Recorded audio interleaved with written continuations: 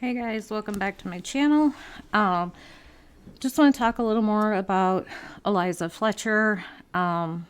Something really awesome that's going to be happening in her honor, and get into a little more of Spooky Pookie's past and why this never had to happen.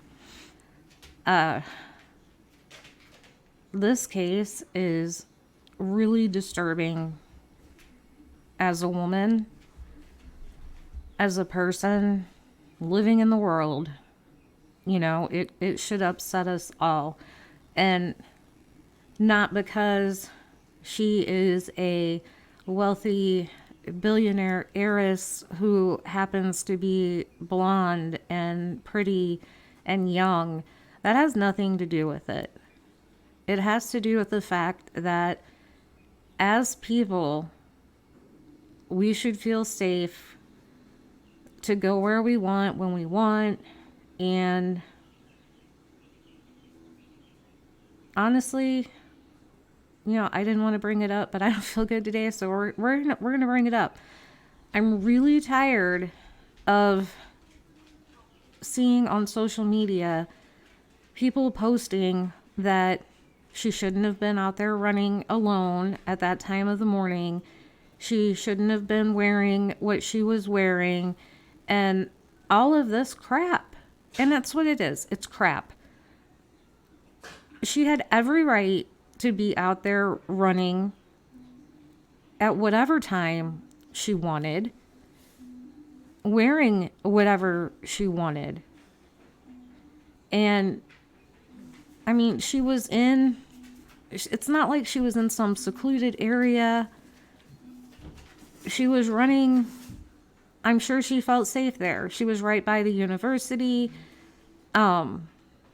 Obviously there were businesses with cameras and things like that, homes in the area. And as far as what she was wearing, how many times do you see guys out running and maybe they're running with their shirt off or whatever? And I never hear anybody say anything about that. She was wearing running shorts and I guess like a sports bra or a sports tank top.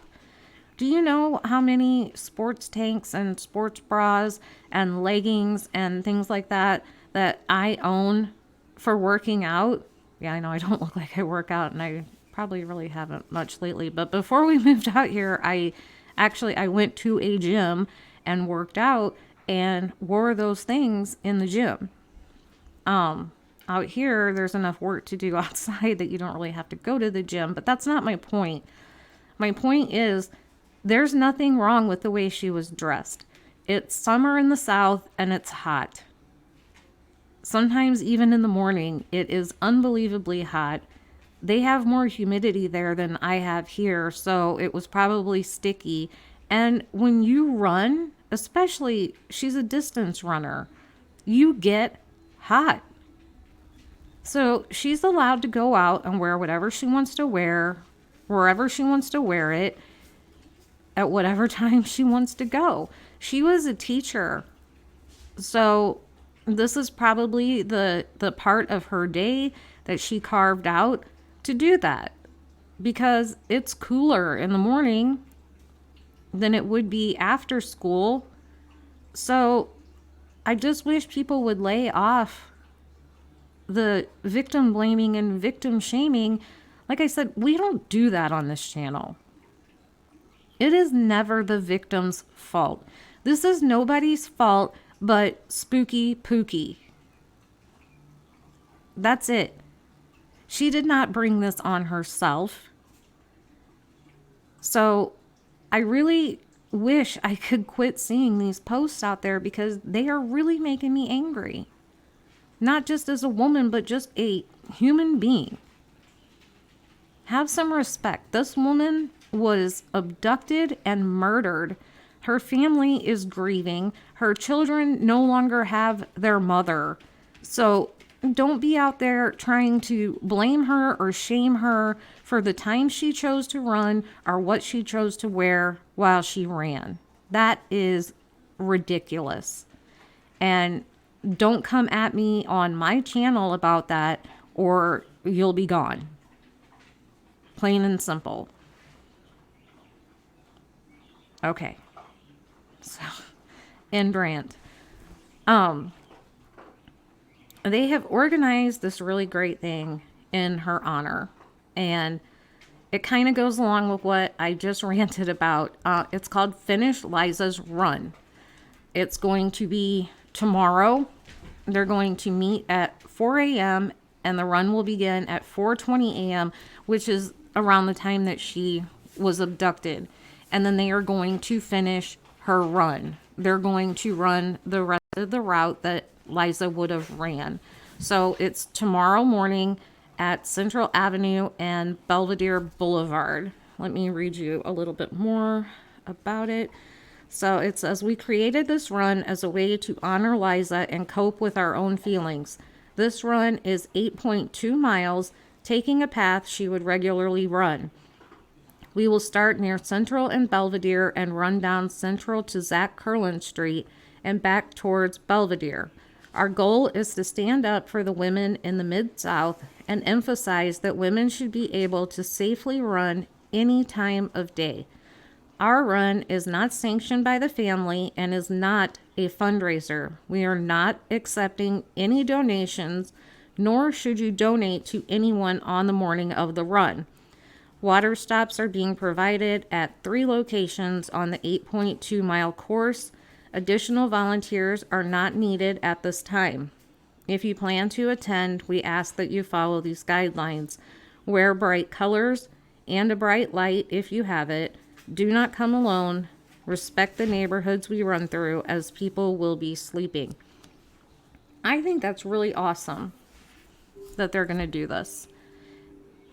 Kind of, as women taking back their city, taking back their streets, taking back their right to be out there running. I think it's awesome. And if you're in the area and you can join them, do it. I feel like this is really going to make a statement. It's not to raise money. It's just to make a statement that Liza had the right to finish her run. And since she couldn't, these other women are going to do it for her. And I think that is fabulous.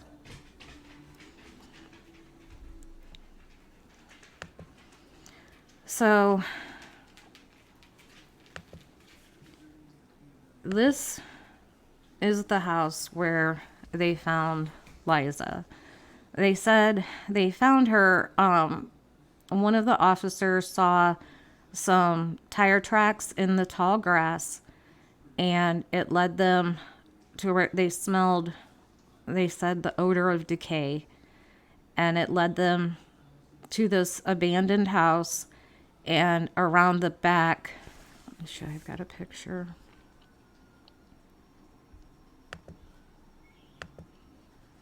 Around the back near the stairs is where they found Liza. You can see the hole in the ground. I assume it was probably intended to be like a shallow grave or whatever.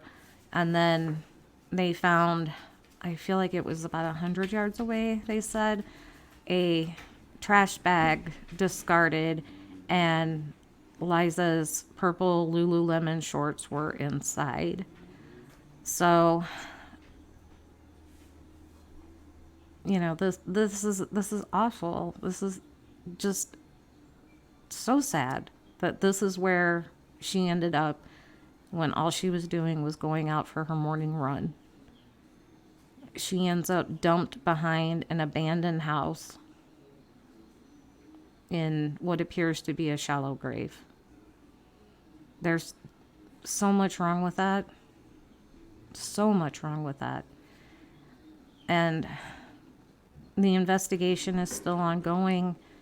But Pookie, he's been in court. He was back again today. He has no bond, thank God. And apparently he is not being cooperative at all. He did not help them in any way to find her. And he's not cooperating, which in his position, I mean, this guy could be facing the death penalty. You would think that he would try to cooperate. You know, if there was someone else involved or whatever, that he would be talking. And the fact that he's not really makes me wonder if, you know, he just did this himself. You know, and I kind of suspected that it was targeted because of who she was and the money she had. But, you know, at the same time, you kind of wonder, was he just cruising in that area looking for any woman to run by? I mean, it is right by the university. Was he looking for, you know, a university student to run by or whatever? I don't know. It's weird that he was seen in the area for roughly a half hour before, just kind of driving around. So I don't know if he was just scoping it out looking for anybody, or if he was in the area specifically waiting for Liza, because that was her normal route. I don't know if we'll ever find that out, especially with him not cooperating. He's not going to say if she was targeted or not. Part of me feels like she was, but then part of me feels like he could have just been out there to grab anyone. And sadly, Eliza was the one that he found. So, I want to talk a little more about Pookie and why I feel like this honestly never had to happen. It never had to happen. And there's something about our justice system that has broken, and I don't know who needs to fix it, but there are a lot of things that need to be changed and fixed, so things like this don't keep happening. These repeat offenders are just a menace to society, to be honest. So Cleotha Pookie Henderson served roughly 20 years of a 24-year sentence in state prison after the May 2000 abduction and robbery of the attorney Kemper Durand. But he was never granted parole, according to authorities and court records. Henderson's sentencing documents noted that the court ordered him to serve 100% of his 24-year sentence due to his violent criminal past under the Sentence Reform Act of 1989. Now, listen to this. His juvenile rap sheet included 5 charges of aggravated assault, a rape charge after he turned 14, and the gunpoint kidnapping of Durand when he was 16. That's a lot by the time he was 16. You know, this guy, he was bad from a very young age. So the 5 aggravated assault charges came between September of 1997 and October of 1999. He had 7 theft cases between 1995 and 1999, plus additional charges of evading arrest and trespassing. He was first incarcerated as a juvenile in 1997 for his 4th offense. At 38, Henderson has spent more than half of his life in a Tennessee prison. If he had not been released early, he would have been behind bars on the day police allege he abducted and killed a Memphis mother of 2 named Eliza Fletcher as she ran her morning jogging route. So, Pookie didn't receive a parole hearing, and the Tennessee Board of Parole on Wednesday distanced itself from remarks made by Memphis's top prosecutor, and they said they were untrue and defamatory. So this guy, the prosecutor, said, well, here, I think it'll explain it. Earlier today, Shelby County District Attorney General Steve Mulroy falsely stated in a national TV interview that Cleotha Abston, the suspected kidnapper of slain Memphis schoolteacher Eliza Fletcher, had been paroled. The Tennessee Board of Parole said in a statement, "This is a completely erroneous and defamatory statement." Mulroy has been on the job for a little more than a week. In an alleged misstatement, he characterized Henderson's early release as parole. Our office opposed parole in this case, and I think appropriately so, given his extensive record of violent crimes before the conviction for the kidnapping, he said. He was not in office at the time of Henderson's release. His office did not immediately respond to a request for comment from Fox News Digital, but posted a retraction to Twitter. So the district attorney posted, "This morning in an interview, I erroneously reported that Cleo Abston, defendant in the Liza Fletcher case, was paroled from his prior kidnapping charge. He was released early from his original 24-year sentence, but not due to action by the parole board. I regret the error." The parole board issued a lengthy statement dispelling any connection between its process and Henderson's release. The board did not have any involvement in Pookie's release, as he was not parole eligible due to his sentence structure, which is determined by the courts who apply the laws established by the state legislature, the board's communication director Dustin Krugel said. Henderson never had a parole hearing and was ineligible for one. According to court documents, the parole board has contacted the Shelby County District Attorney's Office and demanded for an immediate retraction, which he gave. Parole eligibility is determined by statute and the law under which a suspect is convicted, according to authorities. The Tennessee Department of Correction is the official timekeeper for all state offenders. TDOC determines eligibility by calculating sentences and sentence credits, which is time served or granted as an incentive, in compliance with Tennessee Code annotated sections 40-35-501, 40-28-115 through 117. So here's how they figured out that he got out early. Henderson was given a 512-day credit. Henderson is Pookie, by the way. It's one of his many names.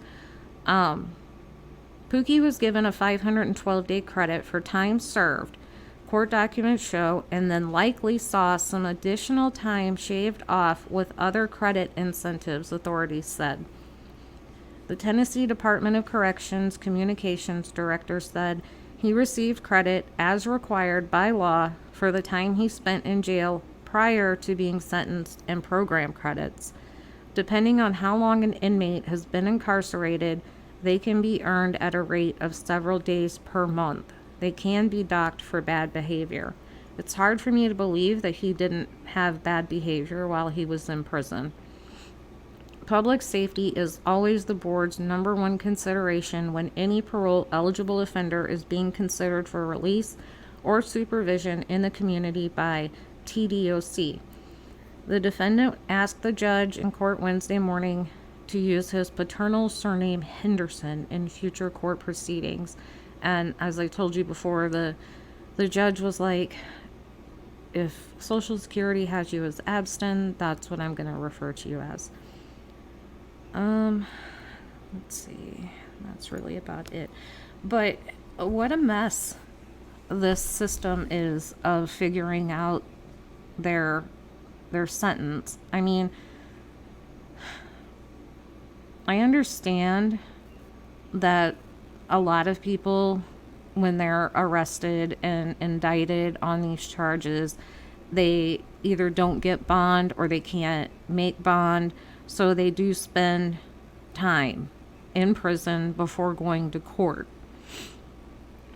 And so you're sentenced to 24 years and you spent, I don't know, however long before waiting to go to court on those charges. I don't know. I mean, I don't know how I feel about, okay, well, let's say you got sentenced to 24 years and you have to serve 100%, and you sat in jail for a year or two before trial. So that cuts your sentence down to 22 or 23 years. I mean, 100% should be 100%. It should be like, okay, you've already served this time, but now you have 24 more. That's just my opinion. And then I know the incentive credits or whatever, that's probably like if he took classes or did something to better himself for when he gets out. And then, like I said, that they said they could be docked for bad behavior. And with his past, I find it hard to believe that he was, always on good behavior in prison. But how bad does it suck to think if he had not been let out early, he would have still been in prison when this awful thing happened, and Liza could still be here today. Just let that sink in. It's disgusting. It's absolutely disgusting. It's just, it's an injustice. It's an injustice to Liza and her family and anybody that cares about her. It's just, it shouldn't have happened. Plain and simple. It shouldn't have happened. It didn't need to happen. He shouldn't have even been there. But here we are. So I'm willing to bet that if he doesn't get the death penalty, he will never be out again. He will definitely get life without parole. If by some miracle they decided to give him life with a chance for parole, I don't see him ever getting parole. I don't see that ever being an option for him. Just given his past repeated criminal behavior, you let this guy out again, I don't care if he's 75, he's probably going to go out and commit another crime.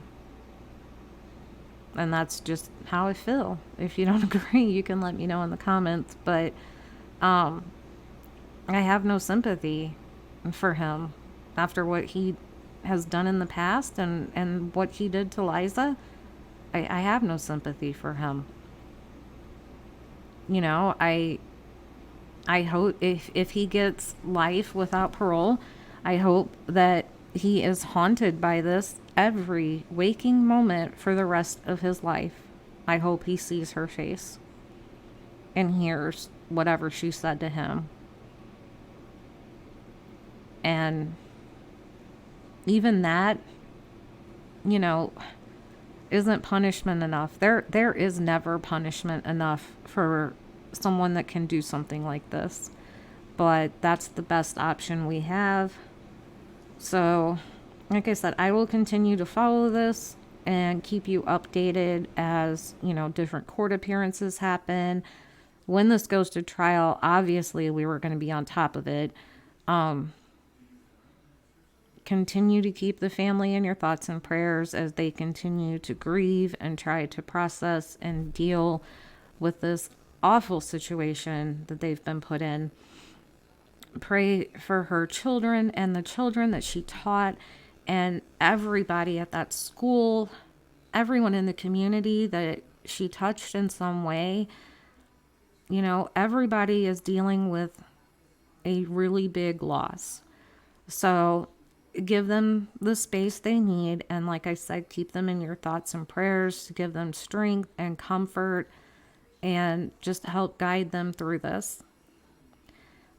Give this a thumbs up and help boost it in the algorithm. I would love to get more awareness out about finishing Liza's run. I think that is going to be fantastic. I hope there's some footage of it I can share with you, because I would just love to see all these women out there just taking back that street, that town, finishing her run. I think that would be amazing to see. So please give it a thumbs up to help get the word out about that. So YouTube will show it to more people, and maybe more people can go join in that fantastic event. Share it on your social media. And if you're not already subscribed to my channel, I would encourage you to do so. We're a great little community here trying to do good things for a lot of people. And there's just so many wonderful people that have become a part of this little community. And I love you all. And I'm so thankful that you're here. If you do subscribe, click the bell to all, and you'll get notified every time I upload a video about all the cases that I'm covering here. And just be good humans. Let's all just be good to each other today. Be good to yourself and everyone around you. You know, just make somebody's day today, even if it's just smiling at them. Give somebody a compliment. Just go out and do something good today. Can we do that? All right. Well, that's it for me for now. As always, I will see you in the next one.